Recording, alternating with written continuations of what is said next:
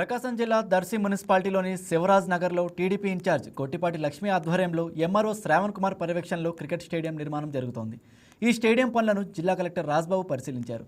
దర్శి నియోజకవర్గంలో cricket stadium రావడం చాలా సంతోషంగా ఉందని, యువత ఆటలు ఆడడం వల్ల ఆరోగ్యంగా ఉంటారని టీడీపీ ఇన్ఛార్జ్ లక్ష్మి అన్నారు. అంతేకాకుండా స్పోర్ట్స్ కోటాలో ఉద్యోగాలు కూడా వస్తాయని చెప్పారు. ఈ స్టేడియం అభివృద్ధి కోసం ఎప్పుడూ కృషి చేస్తానని తెలిపారు. దర్శి నియోజకవర్గంలోని యువత క్రీడల్లోకి రావడానికి ఈ క్రికెట్ స్టేడియం ఏర్పాటు చేసినందుకు దర్శి ఎంఆర్ఓను కలెక్టర్ రాజబాబు అభినందించారు.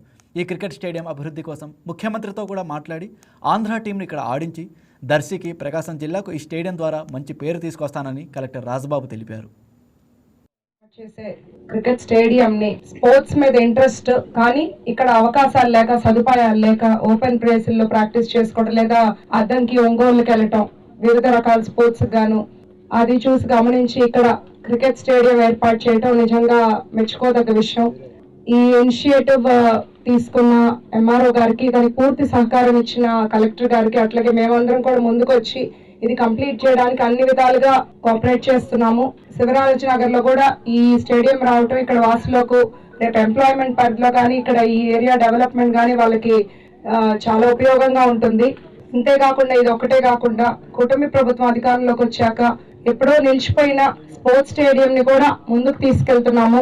సో దర్శిలో యువతకు అన్ని రకాలుగా మేము అండగా ఉండాలి, వాళ్ళని ఎంకరేజ్ చేయాలి. స్పోర్ట్స్ వల్ల హెల్త్ పరంగా బెనిఫిట్స్ ఉంటాయి, వాళ్ళకి మంచి స్పోర్ట్, ఇప్పుడు ఇక్కడ ట్రైనింగ్ అన్ని సదుపాయాలు ఉంటాయి. క్రికెట్ స్టేడియం లో కానీ, దర్శిలో చేసిన స్పోర్ట్స్ స్టేడియం లో కానీ ప్రాపర్ ట్రైనింగ్ అవి ఉంటే వాళ్ళు జిల్లా స్థాయి, రాష్ట్ర స్థాయి పోటీలకు వెళ్ళొచ్చు.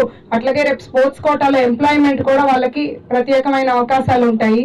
ఈ స్పోర్ట్స్ సంబంధించి ఈ గ్రౌండ్ అనేది ఏర్పాటు చేయడం అనేది it's not a ordinary issue. CM గారు ఎప్పుడు చెప్తూ ఉంటారు, మనసు ఉండాలి, మీరు ఆలోచించండి, ఆలోచిస్తే అన్ని కూడా ఫైనాన్స్ తోనే అవుతాయి అనేది కాదు. చాలా ఫెసిలిటీస్ ఉంటాయి, అవి మీరు ఇన్నోవేటివ్ గా ఆలోచిస్తేనే అవి జరుగుతాయి అని చెప్పేసి వారు ఎప్పుడు కూడా చెప్తూ ఉంటారు. సో అందులో భాగంగా ఈ రోజు ఇంత పెద్ద స్టేడియం అని మామూలుగా ఒక ఫైనాన్స్ పెట్టి డబ్బులు పెట్టుకొని చేయాలి అని అంటే కనుక పెద్ద హ్యూజ్ టాస్క్ అది. కానీ ఉన్న ఇక్కడ ల్యాండ్ ఉంది, తుప్పలతో ఉంది ల్యాండ్ అంతా కూడా, దాన్ని సరి చేసుకుంటే ఒక మంచి అసెట్ కింద ఉపయోగపడుతుంది అనేది ఒక ఆలోచన. ఇది ఇప్పుడు ఆలోచన ఏమైందంటే ఒక మంచి ఫెసిలిటీని క్రియేట్ చేసింది. This is very very important. నాకు మొట్టమొదటిసారి మా తహసీల్దార్ శ్రావణ్ చెప్పినప్పుడు ఇమ్మీడియట్గా నేను ఎస్ అంటే కారణం ఏంటంటే ప్రతి ఆఫీసర్ కూడా తను ఒక పోస్టింగ్కి వెళ్ళిన తర్వాత ఏదో కొంత కాంట్రిబ్యూట్ చేయాలి.